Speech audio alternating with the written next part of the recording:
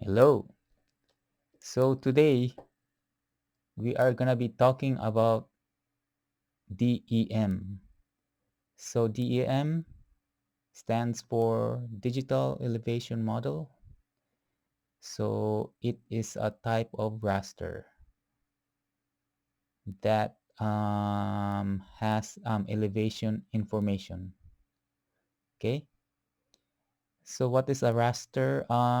Just to say na raster, to simplify it, it's an data with pixels. So we'll just look at down here. We have DEM. Okay. So yan. If you zoom in our DEM, we have a pixel here. So ano bang values ng DEM? So I will just turn on muna this and then let's see. Right now, I'm using ArcGIS Pro. So mag-identify natin ang pixel. Oops. Okay, dito na. Okay. Teka lang. So, dalawang lumabas.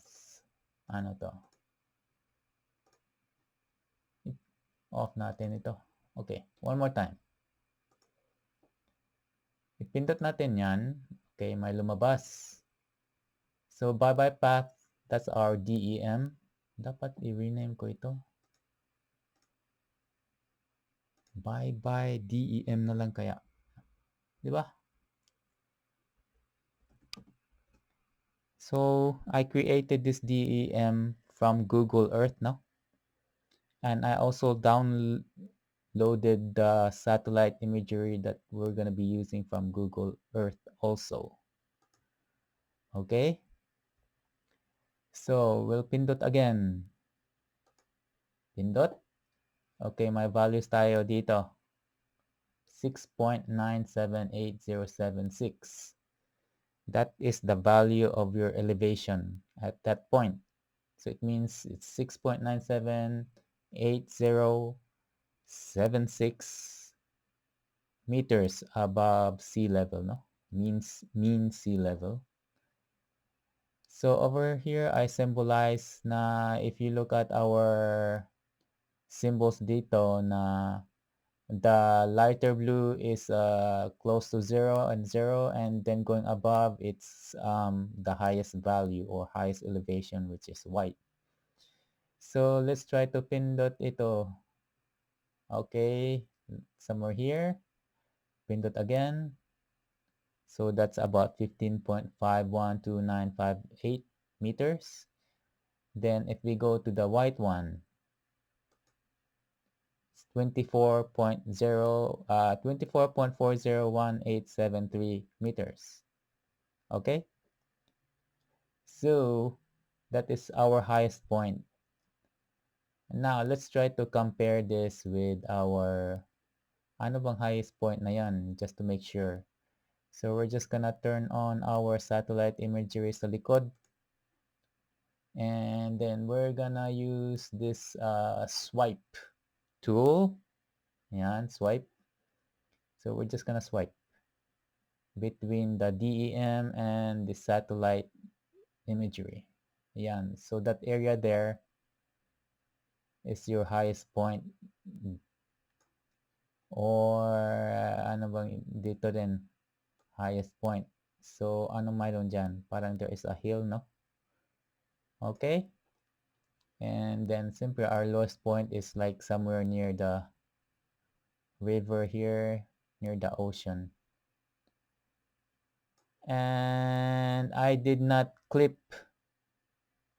So over here, we have the ocean area too. Dapat hindi. But anyways, okay lang yun. Kasi elevation is usually above the sea level, di ba? At the sea area, that would be, I think, bathymetry na ba yun? So, a while ago, we pindot the pixel of the DEM, which showed us the elevation values. What if we pindot yung satellite imagery natin? So, we'll go in again a pixel. Ipindot natin. Let's see anong lumabas. So, yan, lumabas. Red 75, green 53, blue 55. So yung satellite imagery, when we pindot the pixel, the values that's shown is the value of your RGB. It's your colors, di ba? Your main color, RGB. So we pindot here. This color is red is 38, green is 50, and blue is 30. And if we go to the green part, let's say red is 56, green is 81, blue is 51. Okay, so yung difference, although DEM and satellite imagery are rasters, the value of their pixel means something different, no? The satellite imagery, it's the colors, and for the DEM, it's your elevation. Okay? Yan, elevation. So, over here, we pindot that. Then, pataas na ba to? The darker green, pataas. Ayan. Then, you go here, orange, pataas, 10 meters. Darker orange, 10.74. Then, when you go to the red, becomes 15. Then, when you go to the whitish, it becomes 22 meters. So, yun ang DEM natin. So, ano bang usage ng DEM? So, one usage is I created a map here. It's for hazard map, no? So, yan. I created here a hazard map. So, what I have here, I symbolize red as 0 to 5 meters. Tapos yung yellow, 5 to 10 meters. Then yung green, above 10 meters. Okay? So, this can be used yung mga flood zones or yung mga tsunami. So, yung Baybay, di ba?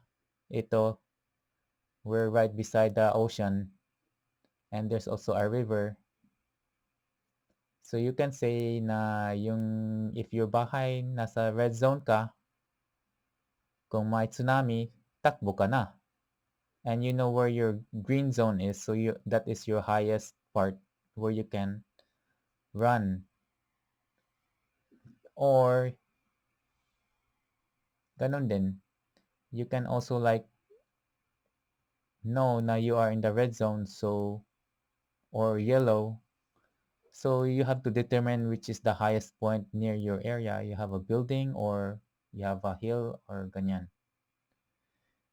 So you will be ready to where you're gonna go just in case of tsunami in this case. So yun yung example of usage of our DEM here. So to further enhance this image, I used a hillshade. So kung walang hillshade, ganyan, parang flat. Kung madon, parang there is a 3D-ish effects, no? But if you're satisfied yung walang hillshade, ganun, pwede na yan. If you don't want your satellite imagery, ganun.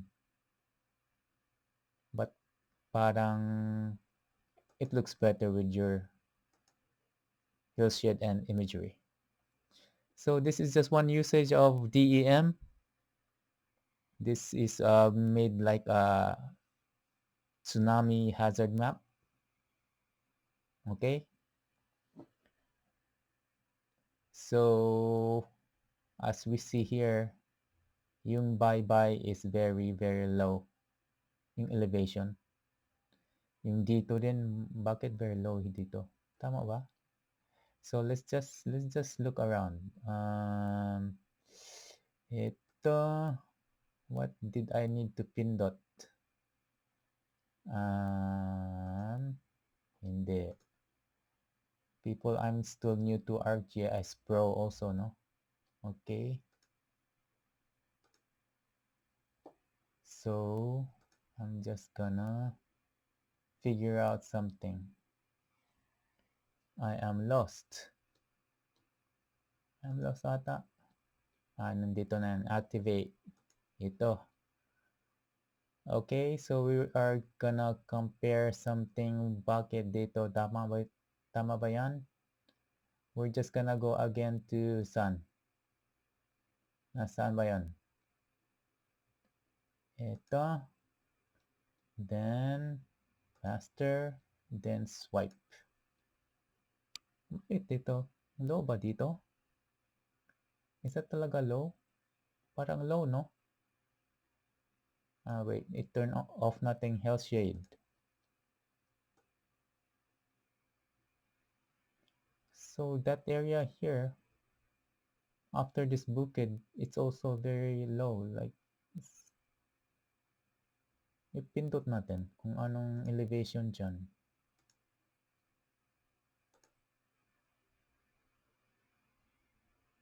So, yung DEM natin says 3.5 meters.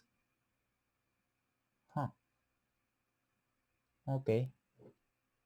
I'm assuming, so, how to create a DEM from Google Earth.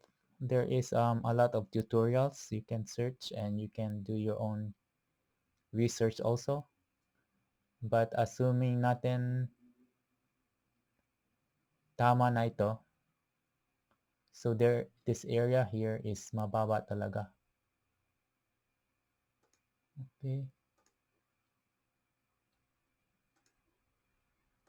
Okay, this area here, well, that's right beside the river.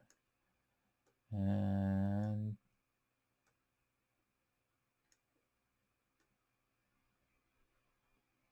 okay. So today we just discussed about DEM. As you know, there are other rasters too. DSM, Digital Surface Model, and DTM, Digital Terrain Model. Ano pa? Yung infrared, I forgot what it was called, but anyways, that one too. Tsaka yung tin ba? Raster ba yun? I think, maybe. So, kayo na assignment. Kayo na mag-research. So, what is the difference between all those rasters, no? Okay, that ends my tutorial today. And see you again. So, bye-bye.